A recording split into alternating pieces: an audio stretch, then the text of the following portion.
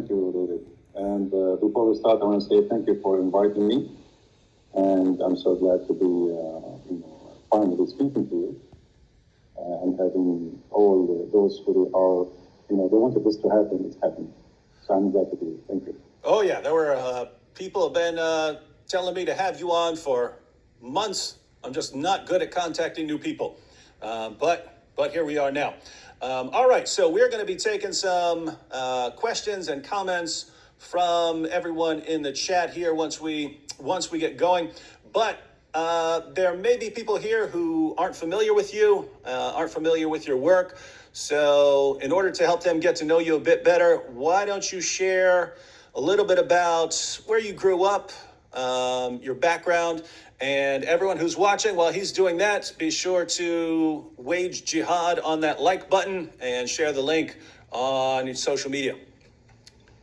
I am an Arab. I speak Arabic. Arabic is my first language. And I studied Islam. I have a degree in the Islamic law.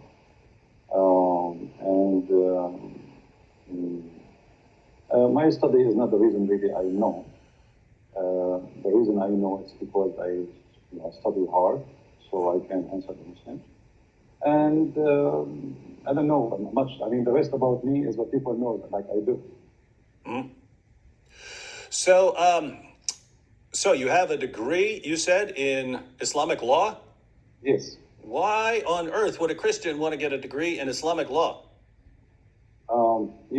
When I was very young, like always, you go to church, nobody wants to talk about Islam. You speak to your friends, nobody wants to talk about Islam. And the Muslims always will challenge us, and there's nobody to answer them. So I decided to study so I can learn really what Islam is about. In the same time, I can take a stand for my belief, and that's what I did exactly, which is actually against the will of my family, because they wanted me to study something useful, not something stupid, Because for them they are Christians, and studying Islam is a waste of time.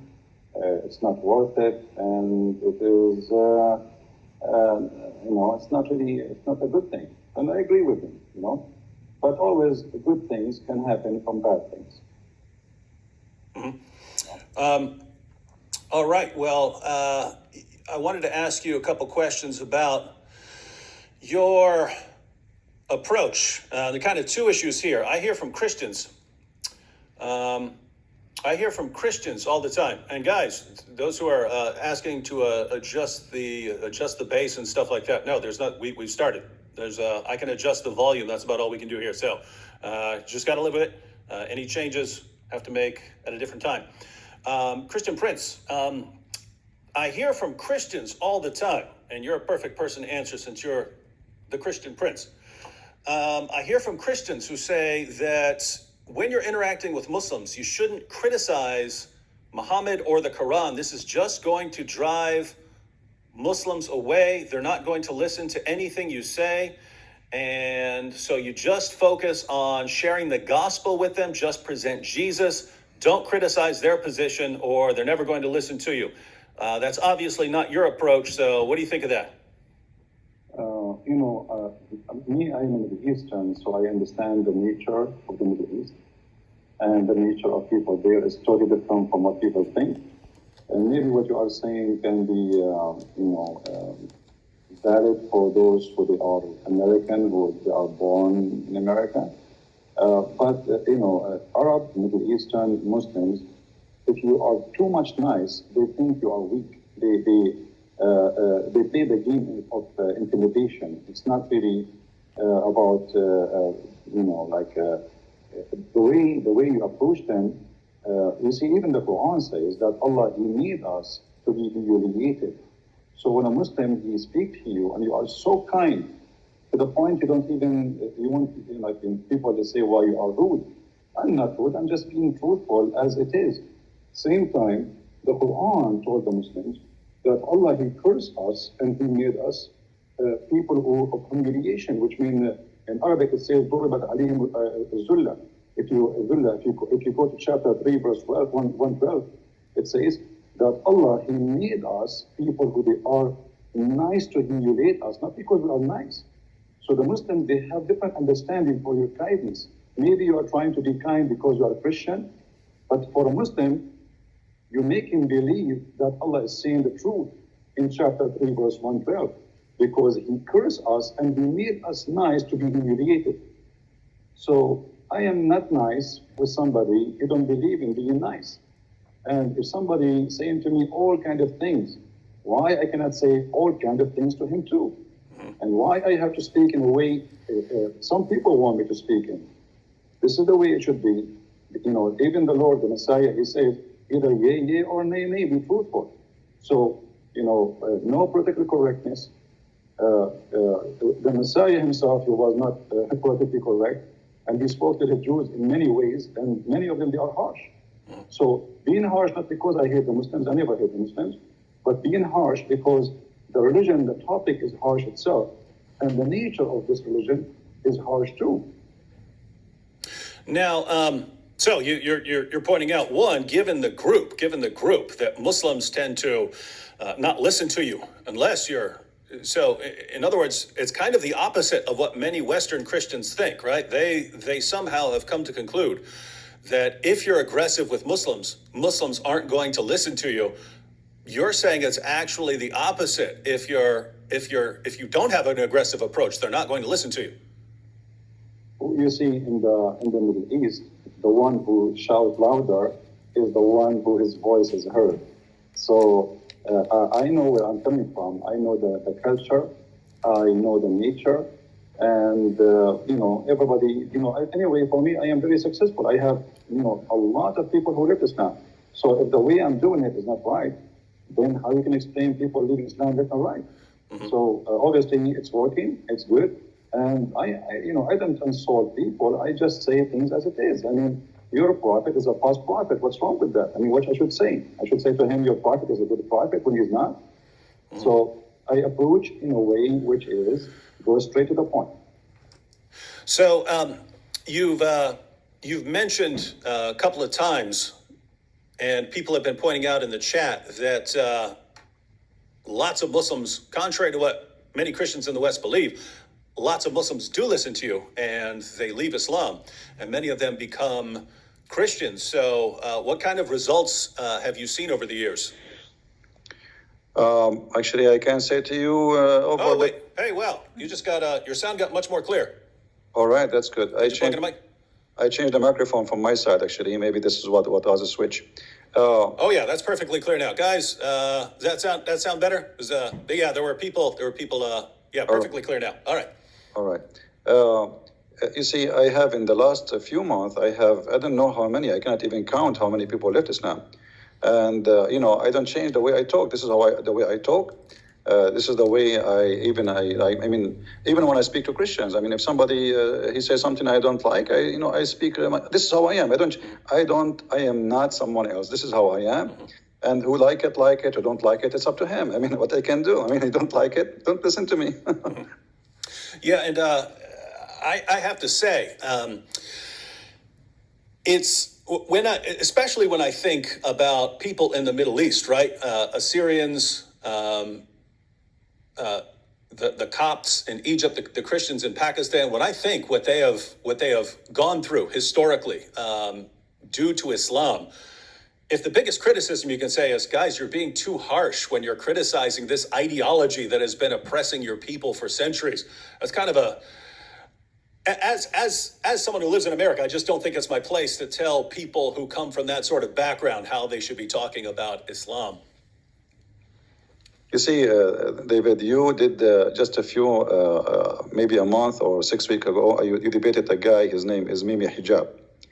And you saw how he was trying all his best just to humiliate and to insult, but not to debate. Yeah. The reason, for him, you are too nice because you are not coming from the same background.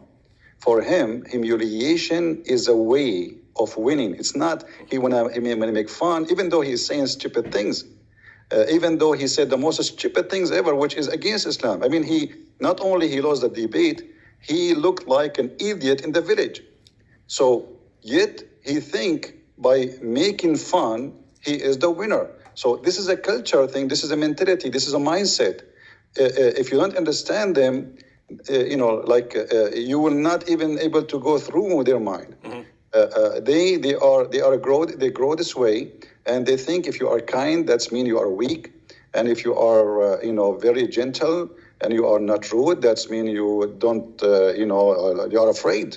This is how they see it. For me, I am from there. I know how to speak to them. Actually, this is why they don't want to get close to me. Yeah, and it's interesting. For that debate, they made me agree ahead of time that I would be very nice and not be insulting at all, and be very friendly the entire time.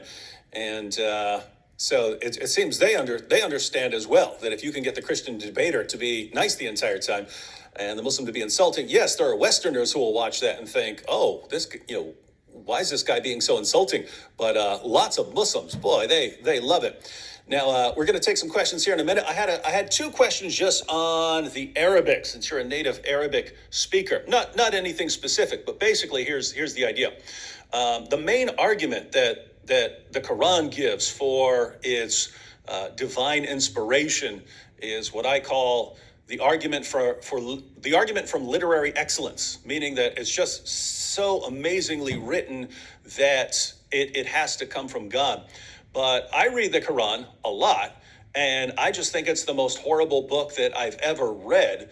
I would literally rather read a phone book than read the Quran. I do read the Quran because, I have to interact with Muslims. But if I were just picking something that I want to read, I would actually pick a phone book before I would read the Quran. It's organized horribly. It jumps around from topic to topic. You can't make sense of anything it's saying. I mean, at least a phone book is organized. And all these calls for violence and so on. But I'm told by Muslims that this is only because I'm reading it in English. If I were to read it in Arabic, then I would see that it's clearly miraculous, the greatest book, so great that human beings couldn't have written it. So when you read the Quran in Arabic, how do you resist the power of the Quran to compel you to believe that it is the word of God? The answer is from the Quran. If you go to chapter 8, verse number 31, the Arab, they were making fun of the Quran, saying this is the fairy tales of the elders. And if we wish, we can make even better than this. Everybody can go and read it. This is a book full of mistakes in Arabic, in the grammar, in the spelling, in the pronunciation. And, they fabricate tons of stories. Here we go. We are the Arab Christian. Why we aren't amazed? I mean, if Muhammad, he was able to make people to convert to Islam by just hearing the Quran, so why did they not convert? Why Muhammad, he went in war? Here we go. They are Arab in his time, and they were making fun of the Quran. So if you go in the Quran, you will find the word fairy tale mentioned 9 times. The Arab, they say to Muhammad, this is fairy tale and this is stupid. And then Muhammad, he says, well, it's stupid. Can you make something like it? And this is a stupid challenge. I mean, I'm just saying to you, this is stupid. You say to me, can you make some stupid like mine? So Muhammad, he did not succeed in the Arabic. The Arabic is a stupid language, the way he used it. And he was, the Arabic in the Quran is a crook Arabic, is not correct Arabic. And if you want to talk about a book of wisdom, I don't know if you can open chapter 24, verse number 61 and read to the audience. And they will be astonished about how stupid this book is. I mean, this is a God who speak and he teach and he squeeze his head and he send an angel with a message from thousands and millions of miles away. Remember where Allah, God knows where Allah is. And now he come to us to say to us, you can eat alone and you can eat in your home and you can eat with your sister and you can eat in the house of your mother. Anybody can read the verse, chapter 24, verse number 61. Want me to go ahead and read it for everyone? It's Go ahead. the most All right. stupid verse. So this is the greatest book ever written. It can only be written by God, everyone. There is no blame on the blind man, nor is there blame on the lame, nor is there blame on the sick, nor on yourselves, that you eat from your houses, or your father's houses, or your mother's houses, or your brother's houses, or your sister's houses, or your paternal uncle's houses, or your paternal aunt's houses, or your maternal uncle's houses, or your maternal aunt's houses, or what you possess the keys of, or your friends' houses. It is no sin in you that you eat together or separately. So when you enter houses, greet your people with a salutation.